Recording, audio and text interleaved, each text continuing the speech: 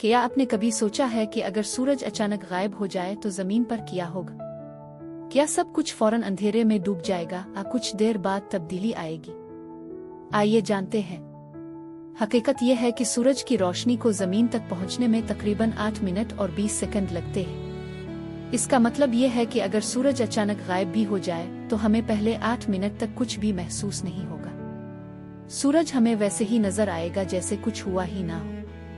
लेकिन जैसे ही 8 मिनट और 20 सेकंड पूरे होंगे, पूरी जमीन अचानक अंधेरे में डूब जाएगी। दिन एक लम्हे में रात में तब्दील हो जाएगा और चांद भी नजर नहीं आएगा, क्योंकि चांद खुद रोशनी पैदा नहीं करता बल्कि सूरज की रोशनी को मुनक्किस करता है। सिर्फ रोशनी ही नहीं, सूरज की कशिश शक्ल भी खत्म हो जाएगी। इसके बाद जमीन सूरज के गिर्द चक्कर लगाने के बजाय सीधी समत में खला की तरफ सफर करना शुरू कर देगी। चंद दिनों में जमीन का दर्जा हरारत तेजी से गिरने लगेगा।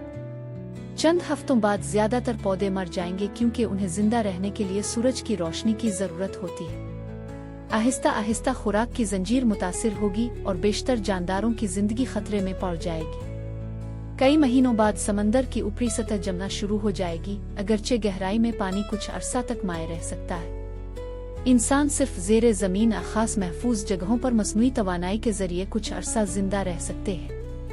खुशकिस्मती से साइंस के मुताबिक ऐसा होने का कोई इम्कान नहीं। सूरज अभी तकरीबन 5 अरब साल तक अपनी रोशनी और हरारत देता रहेगा। अगर आपको ऐसे हैरत अंगेज साइंस और खला से मुताल्लिक हकायक पसंद हैं तो डेली फैक्ट्स उर्दू को जरूर फॉलो करें।